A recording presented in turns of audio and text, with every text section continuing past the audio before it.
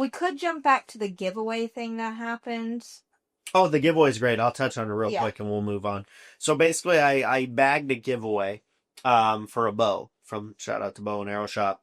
Ironically, I said to the other guy involved, I said, hey, can you reach out to this gun shop, this local gun store, and ask if they'll do a giveaway? And he goes, nah, I don't want to do that. Like, I'm not sold on this whole thing. I don't want to do it. I'm like, dude, I think you should do it. I don't see why you wouldn't. And long story short, he ends up doing it. I do the bow giveaway. So he gets a gun giveaway. I get a bow giveaway. And all the proceeds for the raffle were going to go to this lady. And now, Bruce, and my boy Bruce goes, hey. I was there in the shop when he asked you this question. He goes, hey, this seems a little weird to me. Like, why are you and this other guy not getting the proceeds? I remember him leaning over to you and saying, I just want to make sure you're getting this money. Like, I'm giving you this bow. I was there. It was almost verbatim to that. Yeah. That I remember Bruce leaning over in the shop and saying this to you. Yeah, facts. So then I go, okay, well, so I pitched it to her. I said, hey, what do you think about like the revenue of these the flagship raffle items? And she's like, well, they're supposed to go to Listener Farm. And I'm like, well, we brought the items and seems like at best we should do 50-50. So we end up doing 50-50, which, by the way, brought me in like, I don't remember, like $1,000. It was like 990 something. It was like at about 1,000. It's like $1,000, and for the other guy it was like 700. Which, by the way, if I don't go to bat and Bruce doesn't make the suggestion, it's not happening, right? We're getting nothing, right? Yeah. So anyway, we'll keep it moving. The event concludes. You kind of get that red flag along with. I thought that's why I brought it up. I thought the giveaway thing was, at least to me, it was a bit of a red flag.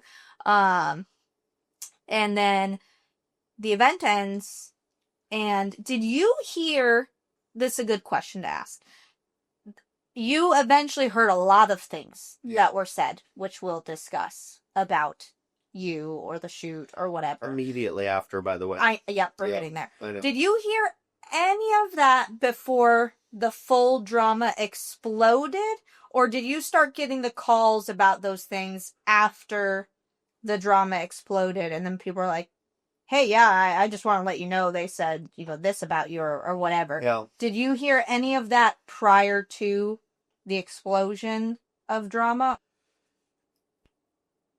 It was in my face that he'd been doing it. I just didn't realize it until after, but it was in my face, actually. Like, I got an example that just shows the type of friends you want to stay away from, just real quick, and we'll get back to it, but I remember I posted on my Instagram story years ago, must have been over 5 years ago, and I said I was at like 995 subscribers, right?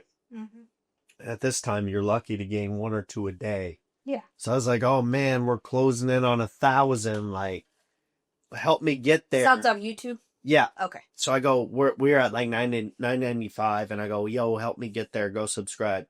And this dude and all his little buddies, you know what they did? They actually all went and unsubscribed. No way. Yeah, and then bragged about it. They said, we unsubscribed so it would take you longer. How did you hear about this? They told me. Themselves. Like in person? Yes, they like bragged about it, that like it was so funny they did it. And this is if that's not clue number 1 to you guys that like this person is an asshole, I don't know what is. I didn't even know about this story. It makes me heated. Yeah. Because like there is like, oh, true. I mean, just without a fraction of a doubt, like that should have been something that screams, this is not a friend. Well, the problem this is not a supportive friend. Because somebody who would share that and say, help my buddy get there. I know. Instead, they say, fuck you, I'm going to make it harder for you. That is the most fucking rude, outrageous thing I have ever heard. Yeah, it's all true. It's totally true. I can name, I could actually name I could name the direct people if I wanted. I know they are. Won't do that, but no, because like I said, I don't want to give them any more stuff. Hold on. Since we're on this topic of this person and things that make people not good people or friends, so this is the type. I'm going to give some of the examples I know, just because I have been involved in this tea for 3 years now. This is the type of person that I am, or James is, vice this person. So you're going to get to hear about all the things that then ensued and things that they said and whatnot, the type of person that they are. And this was at the time the type of people, and still are, that myself or James is. So this person's parent is ill. Mm-hmm. And they're being moved into a retirement home. Yep. They have no furniture for this man. Correct. I am, I think, in Hawaii at the time.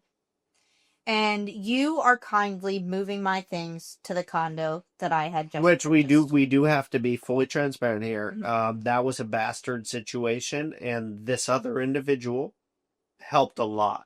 So I'm very grateful with that. Correct. But hold on. My point is, they will deny the second half of the story. No way. But I'm sure they would. I'm going to point out the furniture. That's mine. Well, every single piece in their retirement home. Hold up. But I'm saying that I will not deny that he really helped me a lot. Mm-hmm. A lot. And I'm super grateful because I couldn't have got it done without him. Yeah. So I believe, in my recollection of it, you're helping move all of my stuff while I am in Hawaii. Correct. And this person is helping you move things. Correct. And using I believe using his truck, his trailer, so manpower. What I remember is you telling me that his dad needed furniture for his retirement home. Correct. I don't remember whether I offered or you asked, but however it transpired,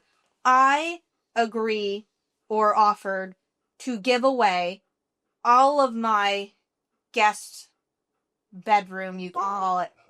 Let me dive into that. So it's a bed frame, big screen TV holder, couch, chair, coffee table, 2 nightstands, all for free. Basically enough that a studio-sized, apartment fully furnished could be fully furnished. Yeah. From the living room to the kitchen, or to the bedroom, to the electronics for the room. And all you charged was essentially his labor to help move it. To help move my stuff. Yeah. You're talking thousands and thousands of dollars of furniture that you gave. Correct. I mean, mattress, bed frame, nightstand. And by the way, his dad, to my knowledge, is probably still using.